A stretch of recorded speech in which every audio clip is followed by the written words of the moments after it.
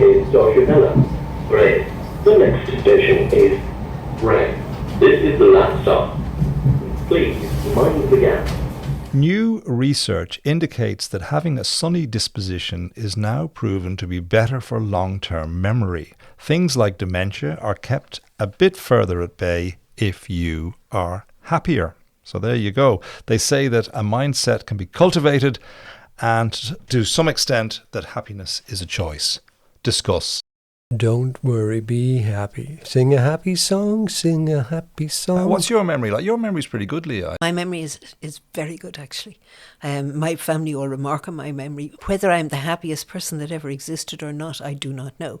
But I try to make myself happy. And the way I do it is by appreciating the little things. I love a sunset, I love a sunrise, I love a walk along the beach, I love the sound of the waves. I love looking at flowers in people's gardens. I love chatting to people. Even today I met a lady, Mary Moorhouse, at the bus stop, and we had a great long chat, and it was really interesting. Those sort of encounters, those chance encounters, add such colour to one's life. And conscientious individuals, that's not just people who are committed and disciplined, but people who are giving and caring, are more likely to engage in healthier behaviours. I suppose that makes kind of sense in some ways. And therefore, they're more likely to live longer. I'm very conscientious, very, very conscientious. I'm going to be a conscientious objector is what I am. No. Well, I'd say what's happening there, Mark, is that the conscientious people are interested in either, like other outputs other than their own. Okay, so they're going to get things completed. They're going to reach out to people, have probably more empathy and all that. And I suppose looking on the bright side of life is the happiness thing. You meet people who look on the wrong side of life, or their glass is half empty, or whatever. And other people who She's going to break into song now, that, yeah. Okay. It's the Bray Talking Heads, the musical, if you want to go to it's up in the I have to say that there's so many different, reasons, and it depends on who you're talking to and what you're talking about. When I was working in the volunteer centre, volunteers live longer and they're happier because they give back. I mean, that's proven. It's research that's come out of Canada and research that's come out of And it's coming in our Vox Pop in this programme. Well, that's what I was about to say. It's coming up in this programme, which is, of course, Bray Talking Heads, and welcome along once again.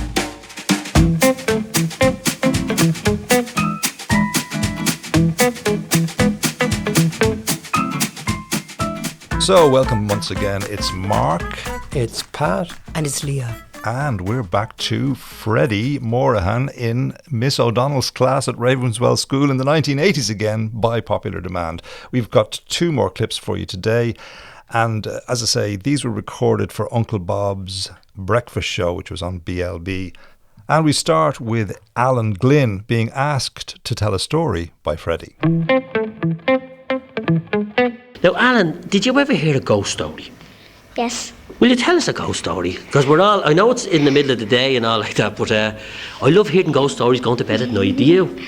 Yeah. I've got so many of them. Well, tell us one, Alan.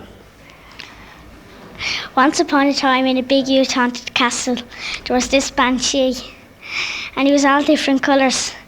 And I walked into it, and so did my sister Lindsay, and all my family. The banshee jumped out and frightened me, and I fell through the window. Really? Yeah. And what noise does the banshee make? Does anybody know the noise of a banshee? She pushes her head and she goes, oh, and she hits you with a comb. And did anybody ever hear the banshee? Yes. You heard a banshee? Outside my house. Oh, I've got ghost tape. My God, you heard a banshee? Yes. Now, Alan, where do you live? I live just down the road in 6th Ward Park, Bray. And you heard banshees down there? Yes. In the Ware Park? My God. Freddie in action there again in Ravenswell School. He's just brilliant. And that's Alan Glynn we heard from there. Banshees, are they female spirits who, by wailing, herald the death of a family member? Or have I got that right? It's seemingly, and again, I'm willing to be corrected on this, it only follows certain families, and it foresees the death. So it'll wail outside your house for 3 days before you die. I know this is going to sound very peculiar, but we heard banshee once. We had a neighbour who was from Kerry, and herself and 2 brothers married 2 sisters and a brother. So they were all treble first cousins. That's weird in And she itself, was isn't the it? Yeah. matriarch of the family. And we heard, everybody on our terrace heard the banshee for 3 nights before that woman died. And then she died. And it was quite the most extraordinary funeral I've ever been at in my life. They came down from the mountains of Kerry. They walked as far as, a place that they could get a lift or a bus or whatever to come to that funeral. It was absolutely huge. And while we're on the subject of such things in a supernatural vein, you have told us before, off mic, about the ghost that lives in your house. This is a well-known story in my family, and certainly I think it's a well-known story around Bray because I've told it a million times. My mother used to tell it more than I did. When I was growing up, there was 7 of us, and there was only 5 bedrooms. So there were 7 children and my parents. So basically there was 4 bedrooms between 7 kids. So you got preferential treatment if you were doing exams or if you were sick or, whatever. And the places that everybody dreaded being sent up to was the 2 attics. Because in those days they were bedrooms, but they were falling down and they were kind of slightly isolated. They felt isolated from the rest of the house up an enclosed staircase. And in those days there was no lights on the staircase or anything else. So anyway, it was my turn to go up to the attics. And I was moving up my stuff, and I was a voracious reader. And I remember reading that if you named a ghost, you could tame a ghost, right? So I came down and announced that day at lunch or dinner or whatever it was called, that I was naming the ghost up in the attic Thornton, Thornton. So, hold on. How did you know there was a ghost there? Oh, no, because everybody knew he was there. And he still is. He still appears to people, like in different rooms in the house. He's very nice. Yeah. How does he appear? He appears at the end of the bed. Okay, what kind of era what is does he he look from? like? He's Victorian. He wears a long Victorian coat, and it's actually not black, it's a dark grey. And he's got grey trousers. Sometimes he's accompanied by another man, and most of the time he has a top hat in his hand, right? And he'll just appear. You've seen him? I've seen him. Are you sure it's not Waylon Jennings and Willie Nelson? No, it's definitely not Waylon. Much as I love them, it's not Waylon Jennings and Willie Nelson. But anyway, to continue the story, in about 1973, 74, my parents decided to buy out the ground rent, to discover that the gentleman that had built our house was called James Thornton. Wow. And he built it between 1861 and 1866. Wow. And this name just came out of nowhere. And when's the last time he appeared? Or? Well, he hasn't appeared to me for a while. I think I must be out of favour. But one of my friends saw him relatively recently when she stayed over. So let me just get there. Is it only at night, or like when does he appear? Like what sort Usually of? at night, and things happen like upstairs, windows open and close. But he's benign. He's totally benign. So you're not afraid? Not at all. He's lovely. So what if you bring up the Ouija board and did the show? I would never do anything like that. Why not? Because he's a benign presence in the house, and it's as much his house as it is mine. Yeah. And he's never done anybody any harm. You have to be a type of person, don't you? To believe in the fact that there is a different world and different entities in this world besides just human beings and animals. The coincidence of the name is very interesting. So you thought of that name completely out of your head. I was 12. All right, okay. Yeah. And It's not a There's normal something name. in those coincidences, isn't there? Yes. Absolutely. Yeah. And that's what my mother was so amazed by when they looked and they went, oh my God, James Thornton was the builder of this house. He was also a commissioner of Bray. Quite an interesting man, actually. Yeah. Have you tried singing late at night to try see will he No, disappear? because even doesn't want to get rid of him, though. I wouldn't do that to the poor man. Well, he suffered enough. That's exactly it. Let's nip back very quickly for one final clip from Ravenswell School from the 1980s. This is Freddie again with a girl from class 7. I have a young girl here beside me now with a big smile on her face and big rosy cheeks. And what's your name? Kira Steadman, Kira. Now, Kira, where do you live? Cork Abbey, And you love school? yes, What do you like best about school? writing and sums, Now, if I asked you a little sum now, would you be able to tell me? yes, It's an adding sum now. If I asked you 7 and 4, would you be able to work that one out? Is that a hard one? If I asked you 7 and 3, 10, 7 and 3, and 7 and 4, then be one extra. 11. 11. Good girl, Ciara. Now, Ciara, I asked one of a story of religion now.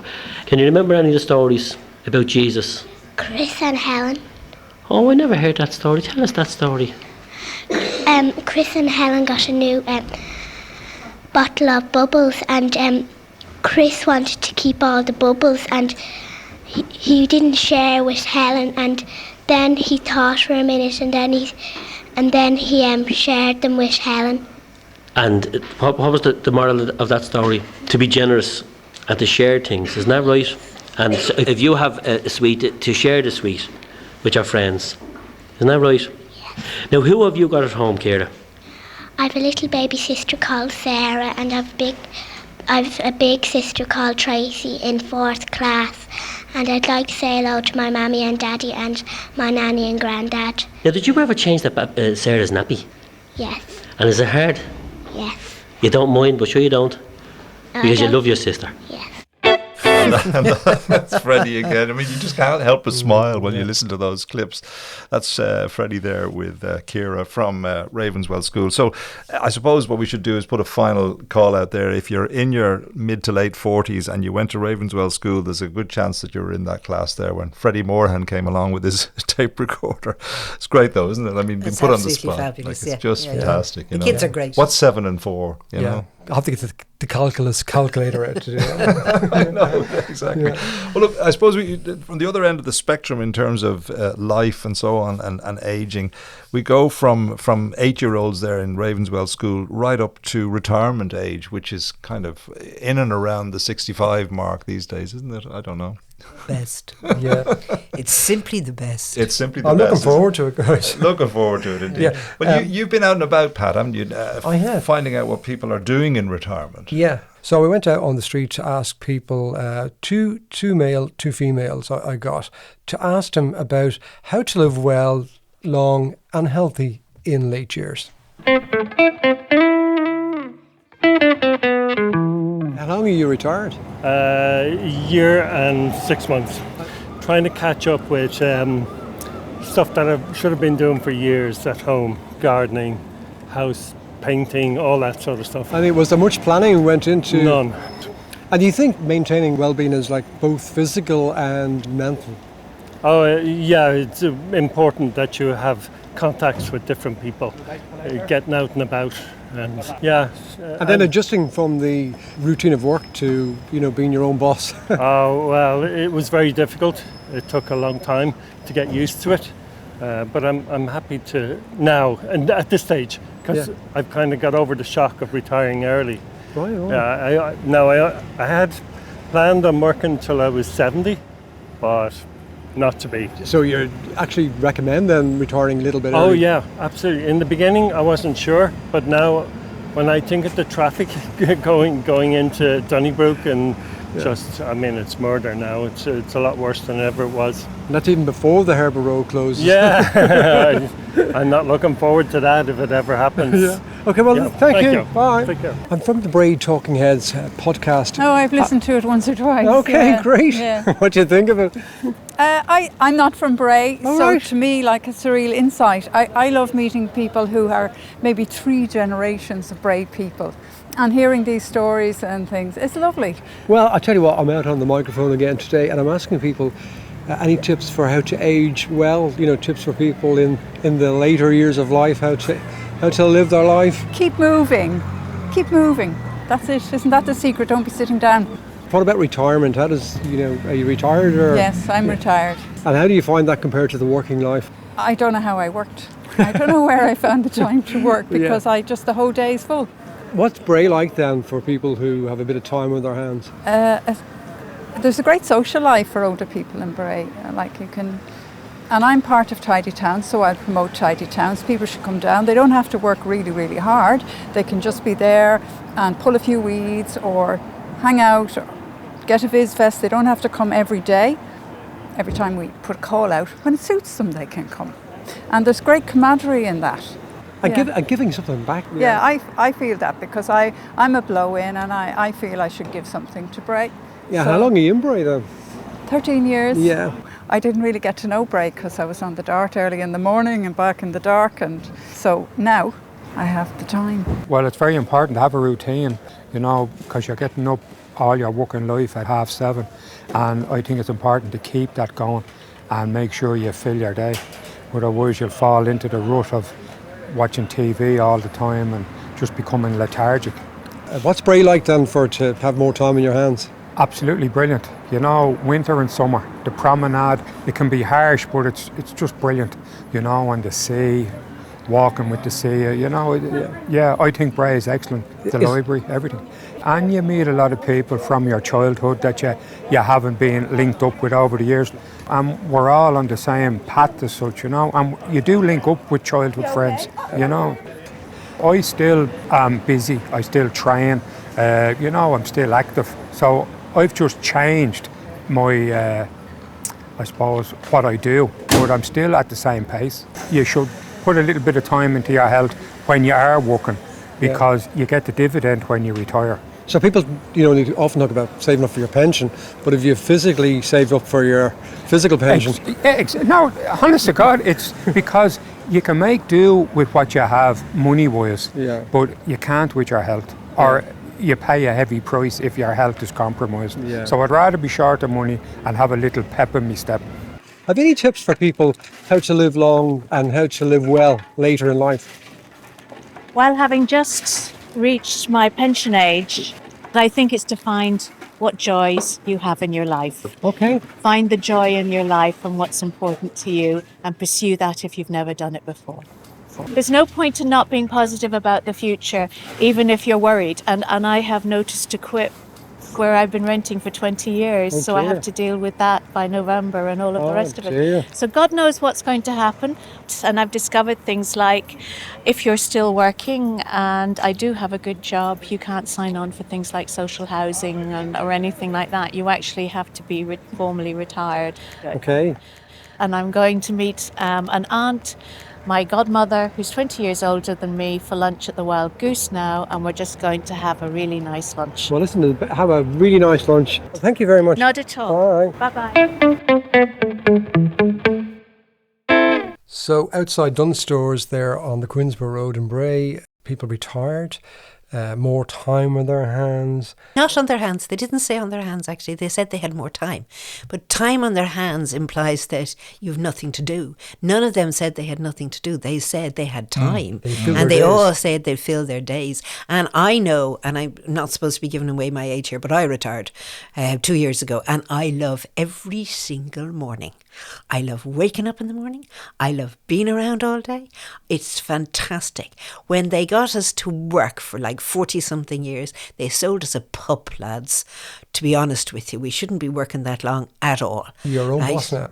It's not that. It's more about just... freedom, really. Freedom, isn't it? yeah, it is freedom. Yeah. And it is not being tied down and not being, you get to a schedule and to other people's expectations all the time, And I loved my job.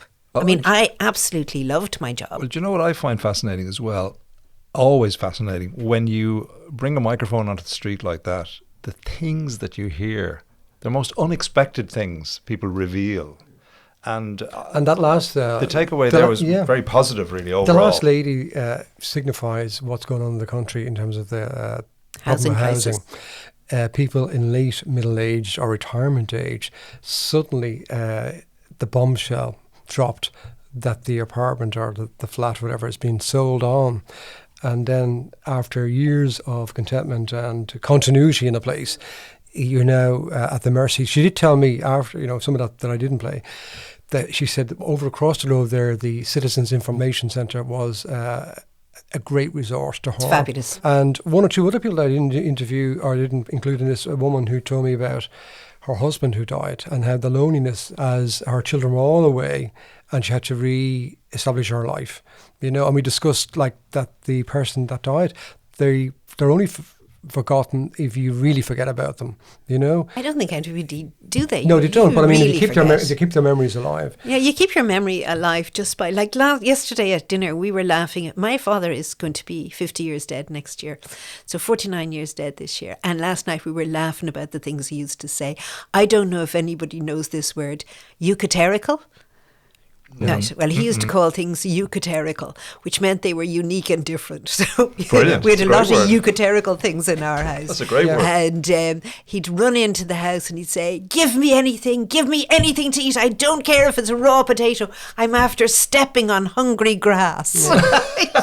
And hungry grass was what was known as, it was on the verges, on the sides of the road. It was where people would have been, buried during the famine or died during the famine. Right. So if you walked across hungry grass, you just needed something to eat. So he had all these amazing sayings. He was a real old Dublin, man, and he loved the country. Now, the guy that said the seafront was there to walk in the winter, etc., but also that he preferred to have better health, a better pep in his step than a bigger pension, whatever. I think that's lovely. And that if you could actually, if people only knew in your 40s or whatever to get a bit of extra walking in to build up your physical pension. Now, he said the library, but we're soon to have, we have 2 libraries. It's a town with 2 libraries. I know, it's fantastic. And the one on the Balgo Road is, under construction to make it a huge library, a great new world resource for everything, the way a modern library does work. So, it's what we have in the town. Anyone that I've spoken to who's retired, they say, I don't know how I found time to work. Yeah. They've just got so many things to occupy themselves. Yeah. I have to say there was one sentence that I took out of those interviews. I just thought it was beautiful. The man said, I love walking with the sea. Yeah, Did it's you lovely, notice that? I noticed And that, I just thought, you do walk with the sea when you're walking along because you can hear it and you can see it, and it's like your constant companion. It's just and wonderful. there are people from Bray that make time to, there's people who live right next to the seafront who don't go to it, and there are other people who just go down every day. They're drawn to it.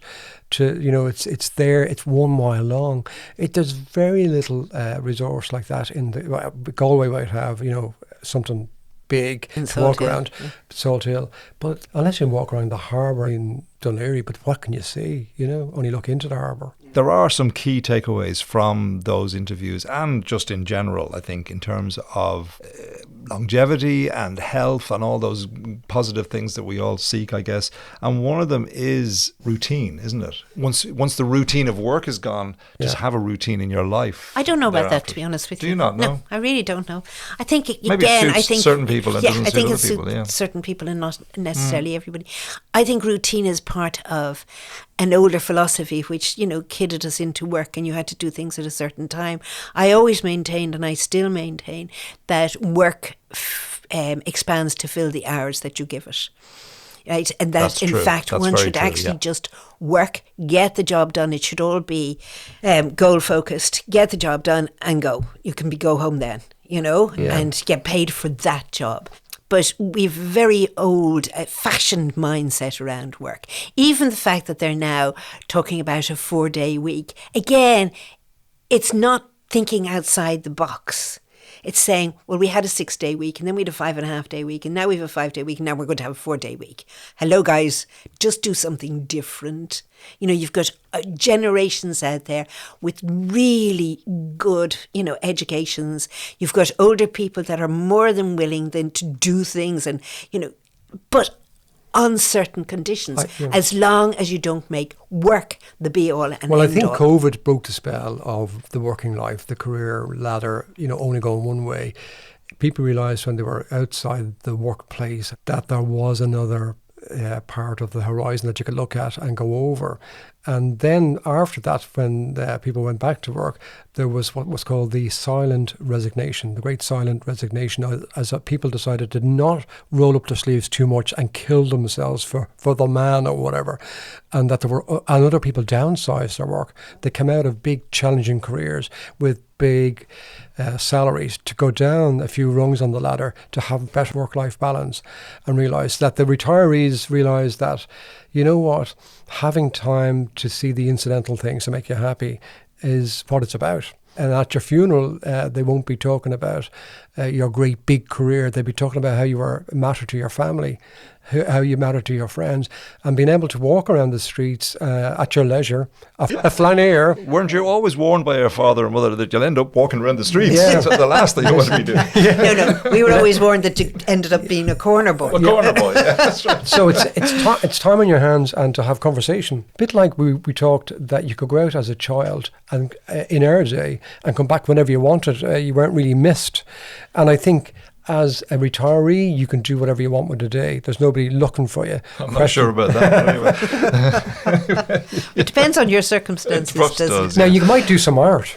Yeah. Well, let's move. Fairness. Nice segue there, Pat, because an organisation that fosters creativity, openness, collaboration and integrity is the Signal Arts Centre, which is absolutely a fantastic example of how art can be brought to the community and communities can be influenced by an organisation such as Signal. And their exhibitions change every 2 weeks. Sometimes they're group exhibitions and sometimes they're just individual exhibitions, but always worth going in and having a look. And they also do classes in various different art forms. So a fantastic resource to have on our doorstep. And who did you go along to meet? I went along to meet Eleanor Phillips.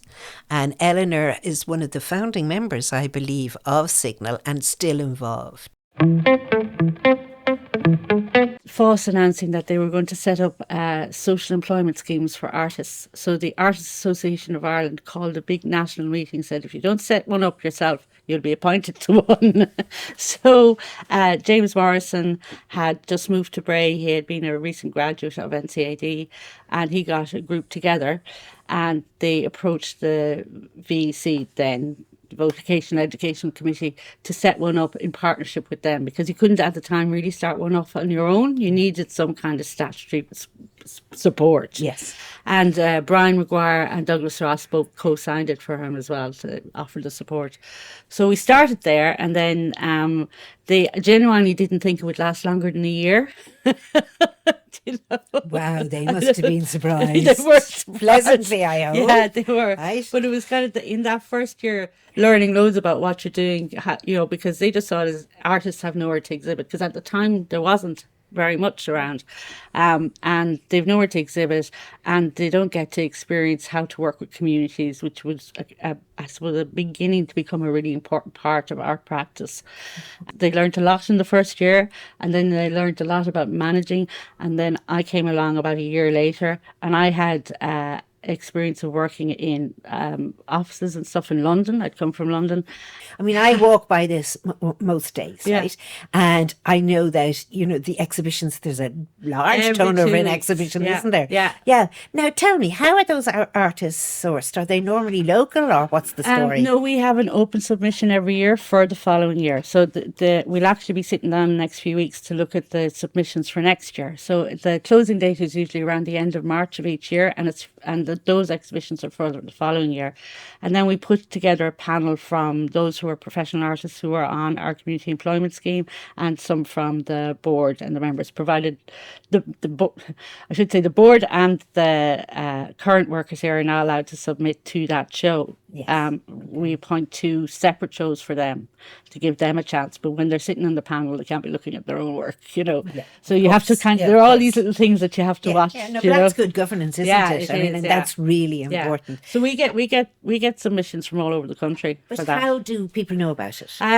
We let them know on social media, through the VAI, you know, it's kind of wherever artists look. All right, That's what okay. we do. You have to go right back and say, what's the VAI? The VAI is the Visual Artists of Ireland. So they would have been, the VAI were originally Sculpture Society of Ireland, and then they and the AAI, I suppose, became one in a sense. Okay. But they are essentially beginning Sculpture Society of Ireland, and they became the Visual Artists of Ireland. Okay, so you do it to those so they are a means. support service. For visual artists nationally. Great. And do you get many submissions? Well, yeah, we get a lot. We get a lot. It's a full 2 days sometimes just going through all the work and with a panel. We have a little system to try and help us get through it, you know. Yeah. But it's a lot. It's a lot, yeah. But it's great for artists, isn't it, to have that? It is great, and it's really particularly good for the artists who are working on it, because we have a community employment scheme still, and we have 17 people on that scheme, so it's a lot. And a minimum 10 of them would be practicing visual artists, and at the moment, 80% of them are actual artists with visual arts degrees. So, you know, so it's a very high standard that comes in here. Absolutely. But the thing they rarely get to do when they're out there in the world on their own is to sit in a panel and see what happens, to understand what happens when you're looking at other people's work and how you judge that. So they're gaining experience at the same time. That is fabulous. That's a great model. Now, somebody told me, no idea who it was, said to me, Signal Arts is the only art centre of its kind in the country. Is there truth in that? Apparently. So I've people have said that to me as well. I think the unusual part for us is that we own a building and we run a community employment scheme, and that we have this very rapid turnover in terms of shows, because we have a show every 2 weeks. Now, like, we do charge for that because we don't get funding for running those shows. But then the other thing is, if you got funding for running those shows, you wouldn't be able to put on that many. Yes. And really, the importance for most artists is to have an opportunity to sell. When you say you charge, are you talking about commission based, or do you charge just to hire? We call it venue hire, if you like. Right, so if you get in, you pay venue hire, and it's 250 for the 2 weeks, and it's fully staffed. So 250 for the 2 weeks. Yeah. Do you not think that's a song? It probably is, but for some artists it isn't. And we haven't changed that price since at least 2014. So, you know, I would, anytime says it to me, I'm like, yeah, but there are artists out there who that's a lot for them, you know. Yeah. So we got to kind of, I want to keep it so that those artists can afford it, you know. So Eleanor Phillips there, who's the creative director at Signal Arts, which is on Albert Avenue there in Bray. It's a busy place, Leah, isn't it? Very busy place. Yeah, it really it's open every day, I think, isn't it? Yeah, sometimes they close just between exhibitions, but very rarely you'd see them close, and they seem to turn things around very, very fast. They also do a fantastic Christmas fair. If you're interested in getting something different for somebody, for a couple of weeks before Christmas, they do beautiful, beautiful stuff, and the prices aren't outrageous. And tell me this, I mean, it sounds like a bit of a Philistine type question, but anyway, who decides who's an artist or not? You know, in other words, could I go along and say, look, here's my art, and it's, I don't know, a lot of rubbish. She just said it's a board, they have a committee that's made up of board members and the practicing artists, and they review submissions. Right? Yeah, and in the longer interview, which we have on our SoundCloud, she describes that process in great detail. And art is all around the place. I mean, I love the new art that you come around from the Harbour Bar. Welcome to Bray. That's great. I love the one, fabulous. The side of Catalyst. That girl with the, she reminds me of that documentary, Grey Gardens, the girl with the scarf on her hair. Yeah. And it's like Bray or whatever it's called, you know, Welcome to Bray. But it's people expressing their creativity, and it doesn't matter whether it's through music, sculpture, art, writing, podcasts, poetry, even. Podcasts, right? You know, it's or storytelling. Yeah, it's expression, It's expression. It's an expression. Yeah, exactly. Yeah. Well, look, on that positive note, we shall say our goodbyes. But before we do, I'll just mention the fact that, like 'em or loathe 'em, one can't help but draw inspiration from Winston Churchill, who was aged 65 when he took over as Prime Minister in May 1940 to heroically lead Britain's war effort against Nazi Germany. And so it's goodbye from me, Mark. Goodbye from Leah, who didn't sing this time. Okay, thank God for that. And goodbye from me, Pat.